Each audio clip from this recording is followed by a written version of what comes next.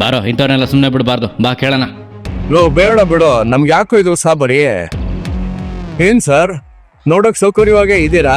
ಒಂದ್ 10 ರೂಪಾಯಿ ಕೊಟ್ರೆ ಏನಾದ್ರು ಕಡಿಮೆ ಆಗ್ಬಿಡ್ತೀರಾ? ನಿಮಗೆ ಮನಸ್ಸಾಕ್ಷಿ ಇದೆಯೋ ಇಲ್ವಾ? ಮನ್ಸಿರತ್ತಾನೆ ಮನಸ್ಸಾಕ್ಷಿ ಇರೋದು.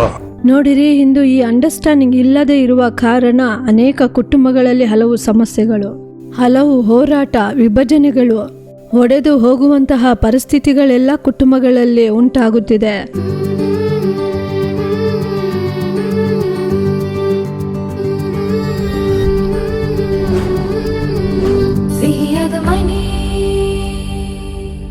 ಪ್ರೀತಿಯ ಸಿಹಿಯಾದ ಮನೆ ವೀಕ್ಷಕರಿಗೆ ಯೇಸು ಕ್ರಿಸ್ತನ ಮಧುರವಾದ ನಾಮದಲ್ಲಿ ನಮ್ಮ ಪ್ರೀತಿಯ ವಂದನೆಗಳು. ಮತ್ತೊಮ್ಮೆ ಈ ಸಿಹಿಯಾದ ಮನೆ ಕಾರ್ಯಕ್ರಮದ ಮೂಲಕ ನಿಮ್ಮನ್ನು ಸಂಧಿಸುವುದರಲ್ಲಿ ನಾವು ಬಹಳ ಸಂತೋಷ ಪಡುತ್ತೇವೆ. ದೇವರು ವಾಗ್ದಾನ ಮಾಡಿದ ಉಜ್ಜೀವನವನ್ನು ದೃಷ್ಟಿಸಿ ನಾವು ಪ್ರಯಾಣ ಮಾಡುತ್ತಾ ಇದ್ದೇವೆ. ಆ ಉಜ್ಜೀವನ ನಮ್ಮ ದೇಶದಲ್ಲಿ ಬರಬೇಕು ಅಂದರೆ ಮೊದಲನೇದಾಗಿ ವೈಯಕ್ತಿಕ ಜೀವಿತದಲ್ಲಿ ಉಜ್ಜೀವನ ಬರಬೇಕು, ಎರಡನೇದಾಗಿ ಕುಟುಂಬದಲ್ಲಿ ಉಜ್ಜೀವನ ಉಂಟಾಗಬೇಕು. ಆಗಲೇ ಆ ಉಜ್ಜೀವನವು ನಮ್ಮ ದೇಶದಲ್ಲಿ ಹರಡುವಂಥದ್ದು. ಕುಟುಂಬಗಳಲ್ಲಿ ಉಜ್ಜೀವನ ಬರಬೇಕೆಂಬ ಉದ್ದೇಶದಿಂದಲೇ ಈ ಸಿಹಿಯಾದ ಮನೆ ಕಾರ್ಯಕ್ರಮವನ್ನು ದೇವರು ವಿಶೇಷವಾಗಿ ಆರಂಭಿಸಿ ನಡೆಸುತ್ತಾ ಇದ್ದಾರೆ. ಪ್ರತಿ ವಾರವೂ ಪ್ರಸಾರವಾಗುತ್ತಿರುವ ಈ ಕಾರ್ಯಕ್ರಮದ ಮೂಲಕ ದೇವರು ಕುಟುಂಬಗಳಲ್ಲಿ ಮಹತ್ ಕಾರ್ಯಗಳನ್ನು ಮಾಡುತ್ತಾ ಇದ್ದಾರೆ. ಅನೇಕ ಕುಟುಂಬಗಳನ್ನು ಆಶೀರ್ವದಿಸುತ್ತಾ ಇದ್ದಾರೆ. ಅದಕ್ಕಾಗಿ ನಾವು ದೇವರನ್ನು ಸ್ತುತಿಸುತ್ತೇವೆ. ಈ ದಿನದ ಕಾರ್ಯಕ್ರಮದಲ್ಲೂ ದೇವರು ನಿಮ್ಮನ್ನು ಸಂಧಿಸಿ ಆಶೀರ್ವದಿಸಲು ಬಯಸುತ್ತಾರೆ. ನಿಮ್ಮ ಸಮಸ್ಯೆಗಳು ಏನೇ ಆಗಿದ್ದರೂ ದೇವರು ನಿಶ್ಚಯವಾಗಿ ಅದನ್ನು ಬದಲಾಯಿಸಲು ಶಕ್ತರಾಗಿದ್ದಾರೆ. ಮೊದಲನೇದಾಗಿ ನೀವು ಆಸಕ್ತಿಯಿಂದ ಎದುರು ನೋಡುತ್ತಾ ಇರುವ ಜ್ಯೋತಿಕ ನಾಟಕ ನೋಡೋಣವಾ?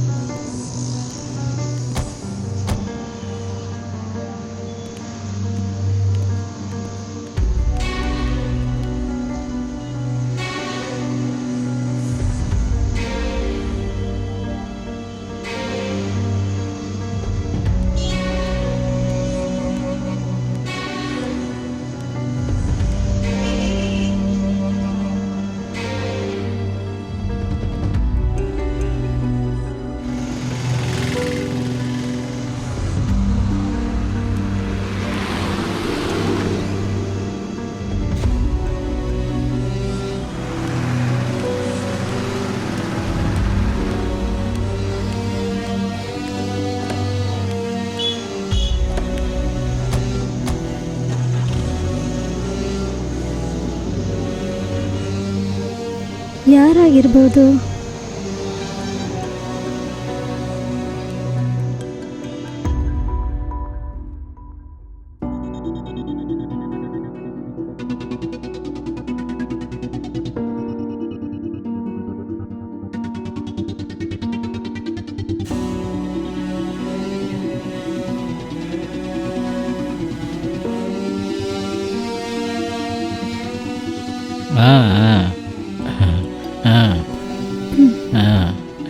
ಹೌದೌದು ಹೌದು.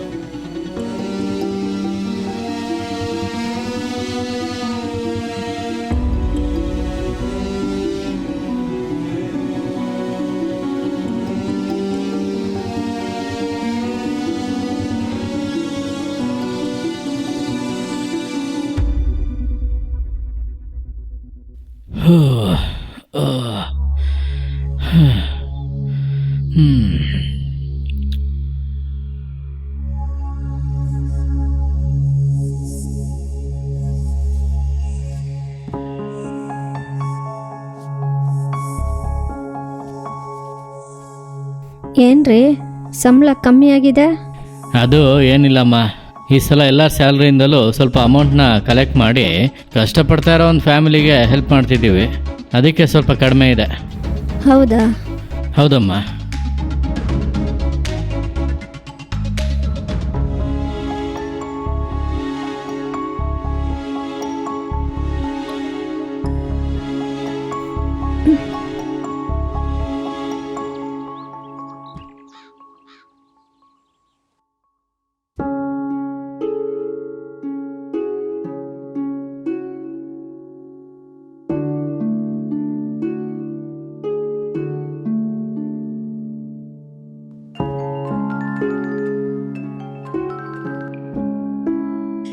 ಏನ್ ಸುಧಾ, ಇವಾಗೆಲ್ಲ ಫೋನೇ ಮಾಡ್ತಾ ಇಲ್ಲ?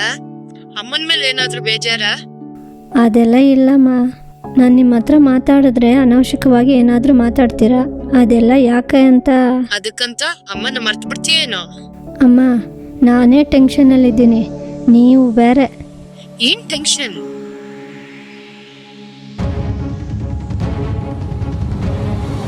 ಹುಷಾರಮ್ಮ, ಎಚ್ಚರಿಕೆಯಿಂದ ಇರೋ. ನಿಮ್ಮ ಅತ್ತೆ ಬೇರೆ ಮನೆಯಲ್ಲಿಲ್ಲ, ನೋಡ್ಕೊ, ಹೇಳಿದೀನಿ. ಸುಮ್ಮನೆ ಇರಮ್ಮ, ಆಲ್ರೆಡಿ ಉರಿಯ ಬೆಂಕಿಯಲ್ಲಿ ಎಣ್ಣೆ ಒಯ್ತಾ ಇದ್ದೀರಾ. ಫೋನ್ ಇಡಿ. ಇವಾಗ ಮನೆಯಲ್ಲಿ ರೂಮಲ್ಲಿ ತಾನೇ ಇದ್ದಾರೆ.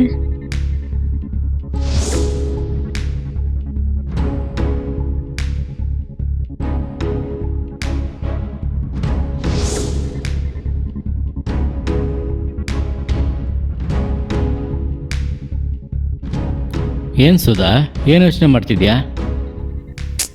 ಆ ಥರ ಎಲ್ಲ ಏನಿಲ್ಲ ರೀ.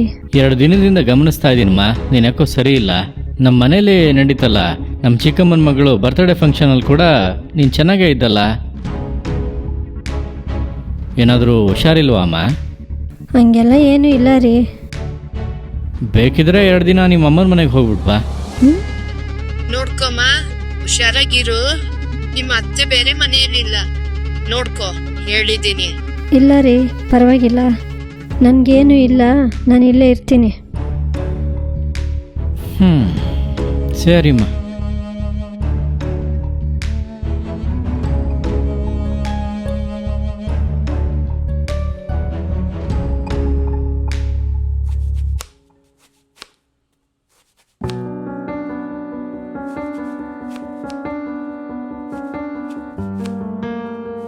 ಸುಧಾ,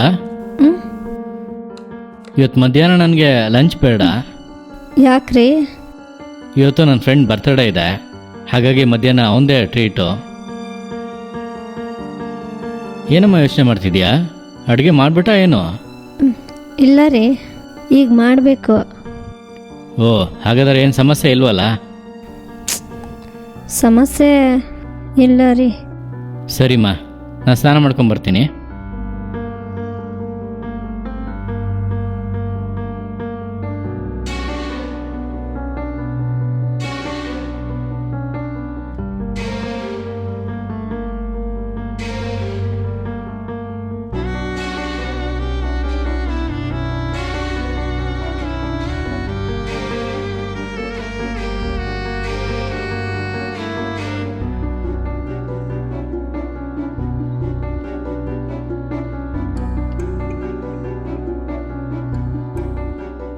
ಏನು ಸುಧಾ, ನೀನಿನ್ನೂ ಹೊರಡ್ಲಿಲ್ವಾ?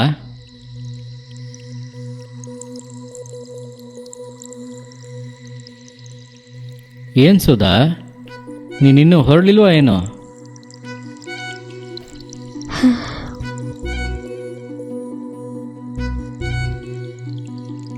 ಸುಧಾ, ನೀನಿನ್ನೂ ಅಡುಗೆ ಮಾಡಿಲ್ವಾ ಏನು? ಮಾಡಿಲ್ಲ ರೀ. ನಿನಗೇನಾಯ್ತಮ್ಮ? ಏನಾದರೂ ನೋಡಿ ಭಯ ಪಡ್ಕೊಂಡ?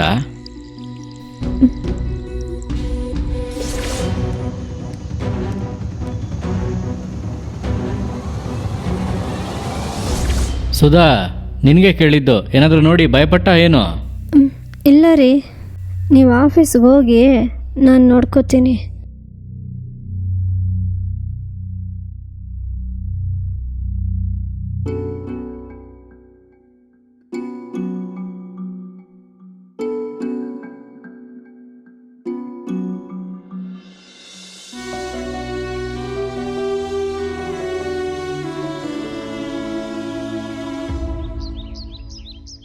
ಏನಮ್ಮ, ಏನೋ ಮಾತಾಡಬೇಕು ಅಂತ ಹೇಳಿದೆ, ಈಗ ಮೌನವಾಗಿದೆಯಾ?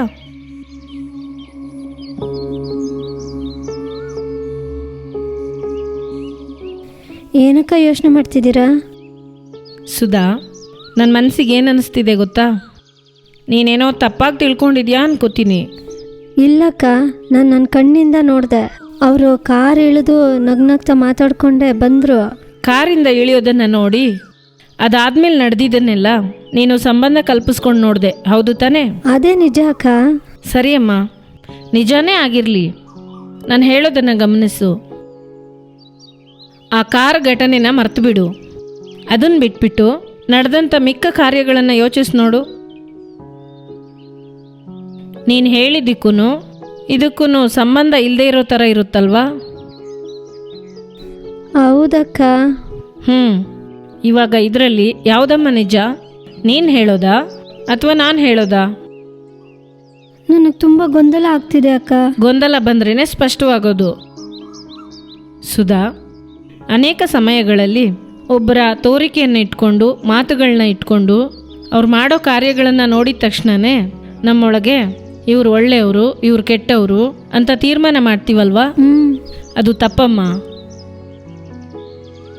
ಒಬ್ಬರು ಸಾಮಾನ್ಯವಾಗಿ ಮಾಡುವ ಕಾರ್ಯಗಳನ್ನು ಕೂಡ ಮುಂಚೆ ನಡೆದ ಕಾರ್ಯಗಳ ಜೊತೆಗೆ ಕಂಪೇರ್ ಮಾಡಿ ನಮ್ಮ ಮನಸ್ಸು ತೋರಿಸುತ್ತೆ. ಇವಾಗ ಗಣೇಶು ಸಾಮಾನ್ಯವಾಗಿ ಮಾಡಿದ ಕಾರ್ಯನೂ ಕೂಡ ನಿನಗೆ ಕಾರಿಂದ ಇಳಿದ ಹೆಣ್ಣಿನೊಟ್ಟಿಗೆ ಹೋಲಿಸಿ ನೋಡೋ ಥರ ಮಾಡ್ತಲ್ವಾ? ಆರಂಭದಲ್ಲಿ ಡೊಂಕು, ಪೂರ್ತಿ ಡೊಂಕು. ಆರಂಭದಲ್ಲಿ ತಪ್ಪಾಗಿ ತಿಳ್ಕೊಂಡ್ರೆ ಕೊನೆವರೆಗೂ ಅವ್ರು ನಮಗೆ ತಪ್ಪಾಗೇ ಕಾಣ್ತಾರೆ. ಅವರು ಒಳ್ಳೆಯದಾಗಿ ಮಾಡೋ ಕಾರ್ಯಗಳು ನಿನಗೆ ತಪ್ಪಾಗೇ ಕಾಣುತ್ತೆ. ಅದಕ್ಕೆ ಹೇಳ್ತೀನಿ, ಯಾರನ್ನು ಕೂಡ ನಾವು ತಪ್ಪಾಗಿ ತಿಳ್ಕೊಬಾರ್ದು. ಸತ್ಯವೇದದಲ್ಲಿ ಯೋಸೇಪ ಎಂಬ ಯೌವನಸ್ಥನನ್ನು ಅವನ ಸಹೋದರರು ತಪ್ಪಾಗಿ ತಿಳ್ಕೊಂಡ್ರು. ಹಾಗಾಗಿ ಅವನು ಮಾಡಿದ್ದೆಲ್ಲ ಕೂಡ ಅವ್ರಿಗೆ ತಪ್ಪಾಗೇ ಕಾಣ್ತು. ಕೊನೆಗೆ ಅವನನ್ನು ಕೊಲೆ ಮಾಡೋ ಮಟ್ಟಿಗೆ ಹೋಗ್ಬಿಟ್ರಮ್ಮ. ಅದೇ ಥರನೇ ದಾವೀದನನ್ನು ಅವನ ಅಣ್ಣಂದಿರು ತಪ್ಪಾಗೆ ತಿಳ್ಕೊಂಡ್ರು. ಒಳ್ಳೆಯದನ್ನು ಮಾಡೋಕ್ಕೆ ಅಂತಲೇ ರಣರಂಗಕ್ಕೆ ಬಂದ. ಆದರೆ ಅವನ ಸಹೋದರರು ಯಾರೂ ಕೂಡ ಅವನನ್ನು ಸರಿಯಾಗಿ ಅರ್ಥ ಮಾಡ್ಕೊಳ್ಳಿಲ್ಲ. ನೀನು ಆ ಥರ ಇರಬೇಡಮ್ಮ. ಒಂದು ಕಾರ್ಯನ ಸರಿಯಾಗಿ ತಿಳ್ಕೊ, ನಿನಗೆ ಗೊಂದಲನೇ ಬರೋದಿಲ್ಲ. ಸರಿ ಅಕ್ಕ. ಅಯ್ಯ, ಅಲ್ಲೋಡು. ಭಿಕ್ಷೆ ಹಾಕಿ ಅಯ್ಯ. ಅದೆಲ್ಲ ಕೊಡಕ್ಕಾಗಲ್ಲಪ್ಪ. ಯಾವಾಗ ನೋಡಿದ್ರು ದುಡ್ಡು ಕೊಡು ಅಂತ ಕೇಳ್ತೀಯ? ಭಿಕ್ಷೆಯಲ್ಲಿ ಹಾಕಕ್ಕಾಗಲ್ಲ. ಹೋಗು ಹೋಗ. ಬಾರೋ, ಇದನ್ನೆಲ್ಲ ಸುಮ್ಮನೆ ಬಿಡಬಾರ್ದು, ಬಾ ಕೇಳೋಣ. ಇರೋದ ಅಯ್ಯ. ಬೇಡ ಬಿಡು, ನಮ್ಗೆ ಯಾಕೋ ಇದು ಸಾಬರಿ. ಪಾಪ ಕಣ ಅವರು. ಇವಾಗ ನೀನು ಕೊಡಲ್ಲ ಅಂದ್ಮೇಲೆ ಹೋಗ್ತಾ ಇರು. ನಿಮ್ದೊಳ್ಳೆ ತಾಪತ್ರ ಆಯ್ತು. ಯಾವಾಗ ನೋಡಿದ್ರು ಬಂದ್ಬಿಡ್ತೀಯ ದೊಡ್ಡು ಅಂತ. ನಿಮ್ದೊಳ್ಳೆ ದೊಡ್ಡ ತಲೆನೋವಪ್ಪ.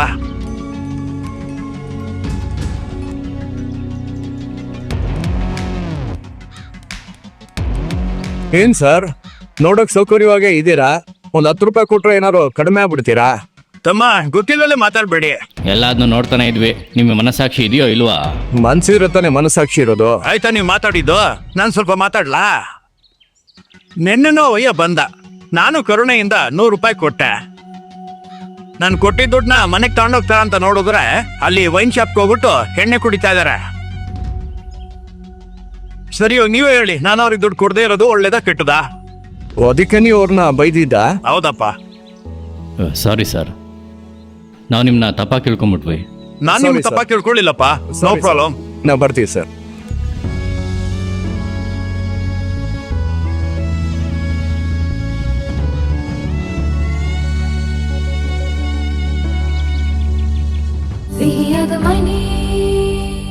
ಜೊತೆ ಕರ್ನಾಟಕ ನೋಡಿದ್ದೀರಾ? ಇದು ನಿಶ್ಚಯವಾಗಿ ನಿಮಗೆ ಆಶೀರ್ವಾದವಾಗಿತ್ತೆಂದು ನಾವು ನಂಬುತ್ತೇವೆ. ಈಗ ನಿಮ್ಮ ಕುಟುಂಬದ ಆಶೀರ್ವಾದಕ್ಕಾಗಿ ದೇವರ ಸಂದೇಶವನ್ನು ಕೊಟ್ಟು ಪ್ರಾರ್ಥಿಸಲು ಸಹೋದರಿಯವರು ಸಿದ್ಧರಾಗಿದ್ದಾರೆ. ಪ್ರಾರ್ಥನೆಯೊಂದಿಗೆ ದೇವರ ಸಂದೇಶ ಕೇಳಿರಿ, ನೀವು ಕೂಡ ದೇವರ ಆಶೀರ್ವಾದವನ್ನು ಹೊಂದಿಕೊಳ್ಳಿರಿ.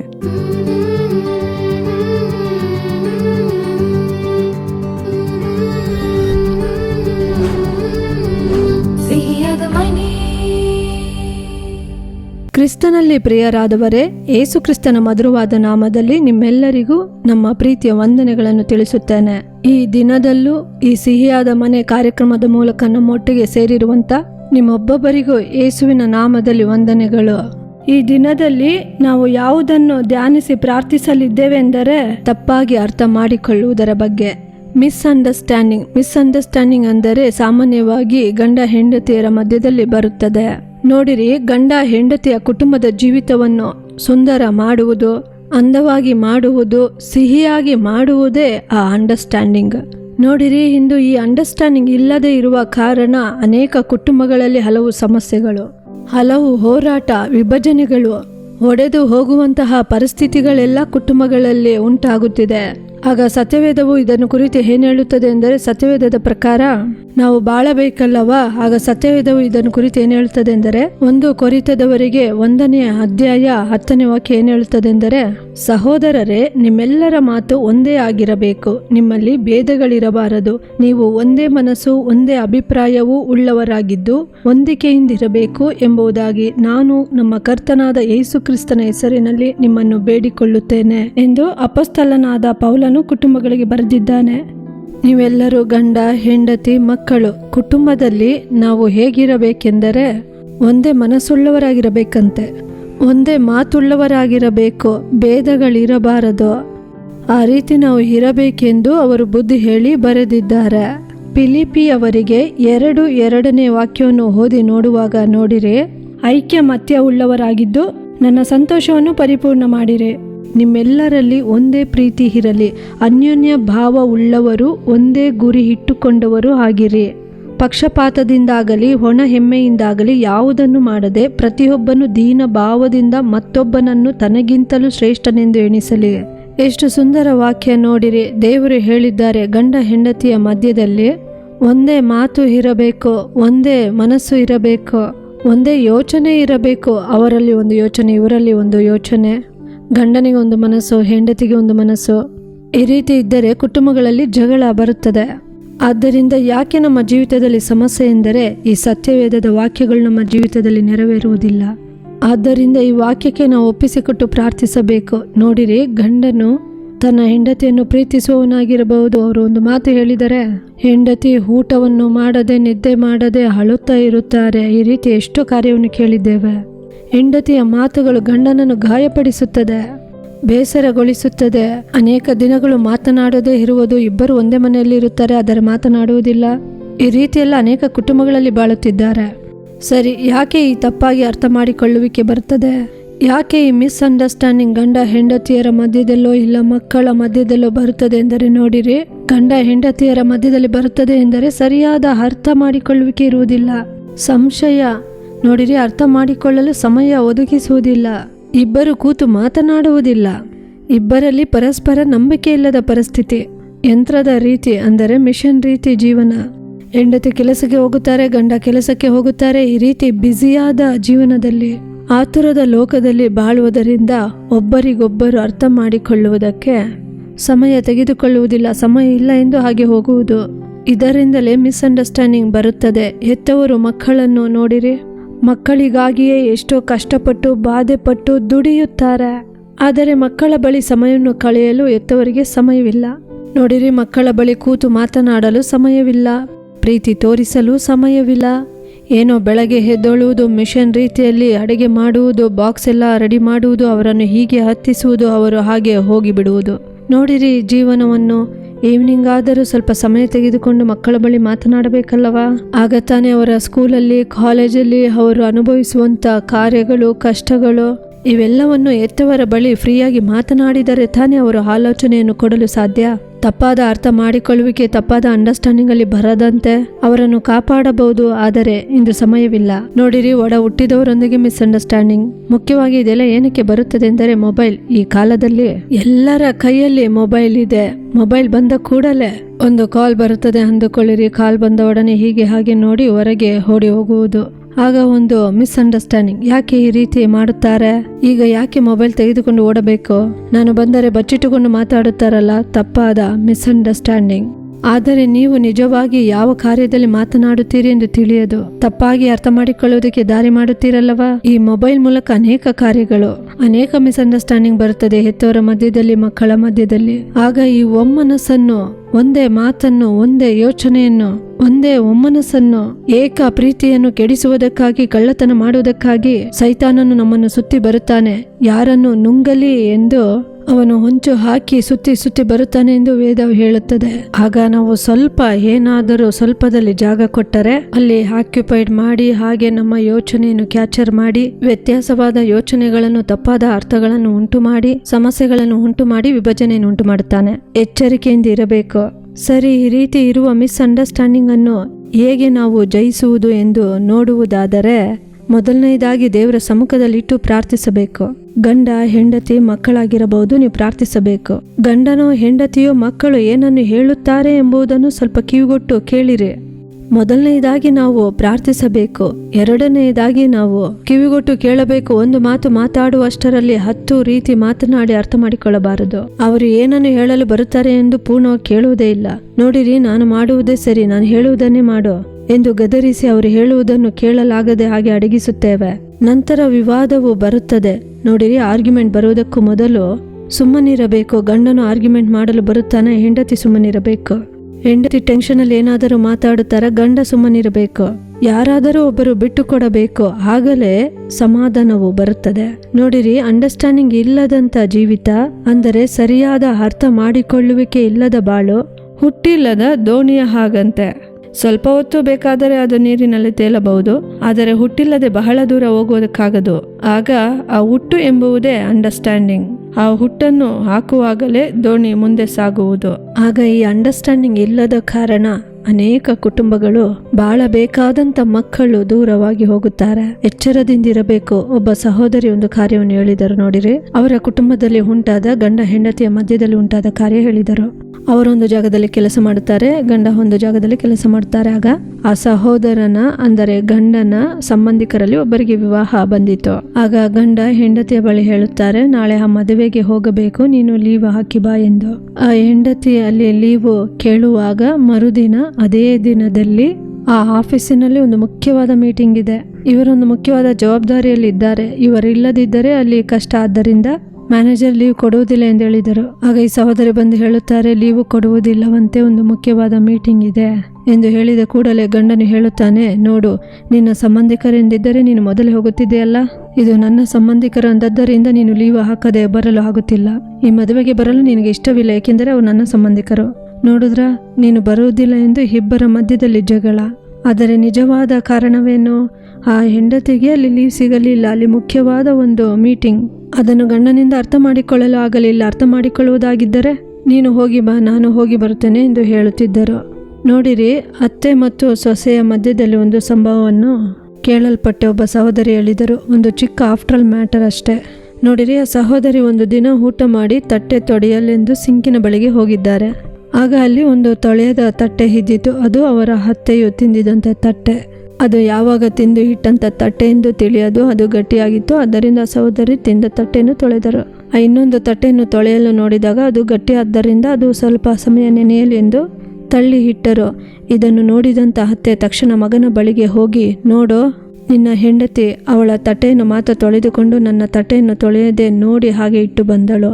ಅವಳ ತಾಯಿಯಾಗಿದ್ದಳೆ, ತೊಳೆಯದೇ ಇರುತ್ತಿದ್ದಳ. ಇದೊಂದು ಚಿಕ್ಕ ಕಾರ್ಯ.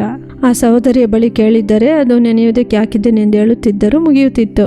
ಆದರೆ ತಪ್ಪಾಗಿ ಅರ್ಥ ಮಾಡಿಕೊಳ್ಳುವುದು ಇದೇ ಅನೇಕ ಕುಟುಂಬಗಳಲ್ಲಿ ಇಂದು.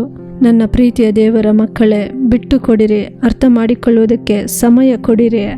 ನೋಡಿರಿ, ಬಿಟ್ಟು ಕೊಡುವಿಕೆ ಎಂಬುದು ಬೇರೆ, ಬಿಟ್ಟು ಬಿಟ್ಟು ಹೋಗುವುದೇ ಎಂಬುದು ಬೇರೆ. ಆದ್ದರಿಂದ ಬಿಟ್ಟು ಕೊಟ್ಟು ಬದುಕಬೇಕು. ಗಂಡ ಹೆಂಡತಿ ಇರಬಹುದು, ಅತ್ತೆ ಸೊಸೆಯಾಗಿರಬಹುದು, ಬಿಟ್ಟು ಕೊಡಬೇಕು. ಚಿಕ್ಕ ಮಕ್ಕಳು ಬಿಟ್ಟು ಕೊಡಿರಿ, ಗಂಡ ಹೆಂಡತಿಗೆ ಬಿಟ್ಟು ಕೊಡಿರಿ, ಹೆಂಡತಿ ಗಂಡನಿಗೆ ಬಿಟ್ಟು ಕೊಡಬೇಕು. ಆಗ ಅಲ್ಲಿ ಸಂತೋಷವಿರುತ್ತದೆ. ಬಿಟ್ಟು ಕೊಡುವವರು ಕೆಟ್ಟು ಹೋಗುವುದಿಲ್ಲ ಎಂದು ಹೇಳುತ್ತಾರೆ. ಅದೇ ನಿಜವಾದ ಮಾತು. ಬಿಟ್ಟು ಕೊಟ್ಟರೆ ನಾವು ಕೆಟ್ಟು ಹೋಗುವುದಿಲ್ಲ, ನಮ್ಮ ಕುಟುಂಬ ಕೆಟ್ಟು ಹೋಗುವುದಿಲ್ಲ, ಬಾಳು ಕೆಟ್ಟು ಹೋಗುವುದಿಲ್ಲ. ಅದು ಚೆನ್ನಾಗಿರುತ್ತದೆ, ಒಳ್ಳೆಯದಾಗಿರುತ್ತದೆ. ಆದ್ದರಿಂದ ಇದು ಆತುರದ ಕಾಲವೇ. ಇದು ಫಾಸ್ಟ್ ವರ್ಲ್ಡ್ ಆಗಿದೆ, ಎಲ್ಲವೂ ಫಾಸ್ಟ್ ಆಗಿದೆ. ಆದ್ದರಿಂದ ದಯವಿಟ್ಟು ಗಂಡ ಹೆಂಡತಿ ಮಕ್ಕಳು ಕೂತು ಮಾತನಾಡಲು ಒಂದು ಸಮಯವನ್ನು ಕೊಡಿರಿ. ಈ ರೀತಿ ಮಿಸ್ಅಂಡರ್ಸ್ಟ್ಯಾಂಡಿಂಗ್ ಆಗಬಾರದು ಎಂದು ನೀವು ತಡೆಯಬೇಕೆಂದರೆ ನೀವು ಕೂತು ಮಾತನಾಡಲು ಸಮಯವನ್ನು ಕೊಡಿರಿ. ಅದಕ್ಕಾಗಿ ಸಮಯವನ್ನು ಒದಗಿಸಿರಿ. ದೇವರ ಸಮ್ಮುಖದಲ್ಲಿ ಕೂತು ಪ್ರಾರ್ಥಿಸಿ, ದೇವರಿಗೆ ತಿಳಿಯಪಡಿಸಿರಿ. ಮೊದಲನೇದಾಗಿ ಕಾರ್ಯಗಳನ್ನು ದೇವರಿಗೆ ತಿಳಿಯಪಡಿಸಿ ಪ್ರಾರ್ಥಿಸುವಾಗ ಸಮಾಧಾನ ಬರುತ್ತದೆ. ಪ್ರಾರ್ಥಿಸುತ್ತೀರಾ? ದೇವರ ಸಮ್ಮುಖದಲ್ಲಿ ನಾವು ಒಪ್ಪಿಸಿಕೊಟ್ಟು ಪ್ರಾರ್ಥಿಸೋಣವಾ? ಎಲ್ಲರ ಕಣ್ಣುಗಳನ್ನು ಮುಚ್ಚಿ ದೇವರ ಸಮ್ಮುಖದಲ್ಲಿ ಈ ಕಾರ್ಯಕ್ಕಾಗಿ ನಮ್ಮನ್ನು ಒಪ್ಪಿಸಿಕೊಡೋಣ. ಒಳ್ಳೆಯ ತಂದೆಯೇ, ಈ ಸುಂದರವಾದ ಸಮಯಕ್ಕಾಗಿ ಸ್ತೋತ್ರ ಅಪ್ಪ. ಅಪ್ಪ, ನೀವು ನಿಮ್ಮ ವಾಕ್ಯದೊಂದಿಗೆ ಮಾತನಾಡಿದ್ದೀರಿ. ದೇವರೇ, ಪ್ರೀತಿಯ ಸಹೋದರನೊಂದಿಗೆ ಮಾತನಾಡಿದ್ದೀರಿ, ಪ್ರೀತಿಯ ಸಹೋದರಿಯೊಂದಿಗೆ ಮಾತಾಡಿದ್ದೀರಿ, ಮಕ್ಕಳೊಂದಿಗೆ ನೀವು ಮಾತಾಡಿದ್ದೀರಿ ಅಪ್ಪ. ಯೇಸುವೆ, ನಿಮಗೆ ಸ್ತೋತ್ರ. ತಪ್ಪಾದ ಅಪ್ಪ ಅರ್ಥ ಮಾಡಿಕೊಳ್ಳುವಿಕೆಯಿಂದ ಕುಟುಂಬದಲ್ಲಿ ಕಳವಳದಲ್ಲಿರುವಂಥ ಮಕ್ಕಳು ತನ್ನ ಕಾರ್ಯವನ್ನು ತಿಳಿದು ಒಪ್ಪಿಸಿಕೊಡುವಂಥ ಜನರಿಗೆ ನೀವು ಸಹಾಯ ಮಾಡಬೇಕಾಗಿ ಪ್ರಾರ್ಥಿಸುತ್ತೇವೆ ಅಪ್ಪ. ಯಾವ್ಯಾವ ಕಾರ್ಯದಲ್ಲಿ ಮಿಸ್ಅಂಡರ್ಸ್ಟ್ಯಾಂಡಿಂಗ್ ಅಲ್ಲಿ ಇದ್ದಾರೋ ಇಂದು ಆ ಕಾರ್ಯವನ್ನು ಸರಿಪಡಿಸಲು ಒಪ್ಪಿಸಿಕೊಟ್ಟು ಪ್ರಾರ್ಥಿಸುವಂಥವರಿಗೆ ನೀವು ಮನಮರಗಿರಿ ಅಪ್ಪ. ಅವರ ಗುಣದಲ್ಲಿ, ಅವರ ನಡವಳಿಕೆಯಲ್ಲಿ, ಅವರ ಮಾತಲ್ಲಿ ಒಂದು ಬದಲಾವಣೆಯನ್ನು ಕೊಡಿರಿ ಅಪ್ಪ. ನೀವೊಂದು ಬದಲಾವಣೆಯನ್ನು ಕೊಡಿರಿ. ಒಬ್ಬೊಬ್ಬರಲ್ಲಿ ಅರ್ಥ ಮಾಡಿಕೊಳ್ಳುವಂಥ ಗುಣವನ್ನು ಕೊಡಿರಿ. ವಿಶೇಷವಾಗಿ ಗಂಡ ಹೆಂಡತಿಯ ಮಧ್ಯದಲ್ಲಿ ಒಂದು ಅಂಡರ್ಸ್ಟ್ಯಾಂಡಿಂಗ್ ಅನ್ನು ಉಂಟು ಮಾಡಿರಿ ಅಪ್ಪ. ದೇವರೇ, ದುಷ್ಟ ಸೈತಾನನು ಕುಟುಂಬಗಳಲ್ಲಿ ನುಗ್ಗಿ ತಪ್ಪಾಗಿ ಅರ್ಥ ಮಾಡಿಕೊಳ್ಳುವಿಕೆಯನ್ನು ಉಂಟು ಮಾಡಿ ಕುಟುಂಬಗಳನ್ನು ಒಡೆಯುತ್ತಿದ್ದಾನೆ. ಈ ಸೈತಾನನ ತಂತ್ರಗಳೆಲ್ಲ ಮುರಿಯಲ್ಪಡಲಿ. ಗಂಡ ಹೆಂಡತಿಯ ಮಧ್ಯದಲ್ಲಿ ಹೆತ್ತವರಿಗೂ ಮಕ್ಕಳಿಗೂ ಅತ್ತೆ ಸೊಸೆಗೂ ಸಂಬಂಧಿಕರಲ್ಲಿ ಒಂದು ಒಳ್ಳೆಯ ಐಕ್ಯತೆಯನ್ನು ಕೊಡಿರಿ. ಎಲ್ಲ ಕುಟುಂಬಗಳಲ್ಲಿ ಆ ಪ್ರೀತಿ, ಐಕ್ಯತೆ, ಚೆನ್ನಾಗಿ ಅರ್ಥ ಮಾಡಿಕೊಳ್ಳುವಿಕೆ ಕರ್ತನೆ ನೀವು ಕಟಲೆ ಇಡುವುದಕ್ಕಾಗಿ ಸ್ತೋತ್ರ. ನಿಮ್ಮ ಪ್ರೀತಿಯ ಹಸ್ತದಲ್ಲಿ ನಾವು ಒಪ್ಪಿಸಿಕೊಟ್ಟು ಪ್ರಾರ್ಥಿಸುತ್ತೇವೆ. ನನ್ನ ದೇವರು, ನೀವು ಆ ರೀತಿ ಕೃಪೆಯನ್ನು ಮಾಡಿ ನಿಮ್ಮ ದಯೆಯಿಂದ ನೀವು ನಡೆಸುವುದಕ್ಕಾಗಿ ಸ್ತೋತ್ರ ಅಪ್ಪ. ನೀವು ಇಷ್ಟಪಡುವಂತ ಕುಟುಂಬಗಳಾಗಿ, ಸಿಹಿಯಾದ ಮನೆಗಳಾಗಿ ದೇವರೇ ನೀವು ಬದಲಾಯಿಸುವುದಕ್ಕಾಗಿ ಸ್ತೋತ್ರ. ಕುಟುಂಬಗಳಲ್ಲಿ ಬದಲಾವಣೆಯನ್ನು, ಸಂತೋಷವನ್ನು, ಪ್ರೀತಿಯನ್ನು ನೀವು ಕಟ್ಟಲೆ ಇಡುವುದಕ್ಕಾಗಿ ನಿಮಗೆ ಸ್ತೋತ್ರ ಸ್ತೋತ್ರ. ಯೇಸುವಿನ ನಾಮದಲ್ಲಿ ಪ್ರಾರ್ಥಿಸುತ್ತೇವೆ ಒಳ್ಳೆಯ ತಂದೆಯೇ, ಆಮೇನ್. ಪ್ರಿಯರಾದವರೇ, ಈ ದಿನದ ಕಾರ್ಯಕ್ರಮ ನಿಮಗೆ ಆಶೀರ್ವಾದವಾಗಿತ್ತೆಂದು ನಾವು ನಂಬುತ್ತೇವೆ.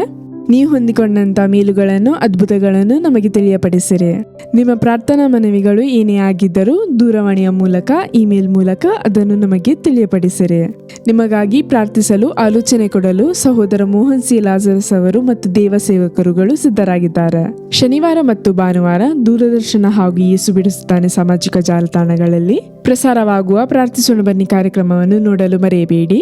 ಪುನಃ ಮುಂದಿನ ವಾರ ಇದೇ ಕಾರ್ಯಕ್ರಮದಲ್ಲಿ ಇದೇ ಸಮಯದಲ್ಲಿ ಸಂಧಿಸೋಣ. ಅದುವರೆಗೂ ದೇವರ ಕೃಪೆ ನಿಮ್ಮೊಂದಿಗೆ ಇರಲಿ. For further details and prayer support, Jesus Redeems Ministries, Nalamavadi, Thoothukudi District, 628-211. Our phone number 080-3545-4545. God bless you.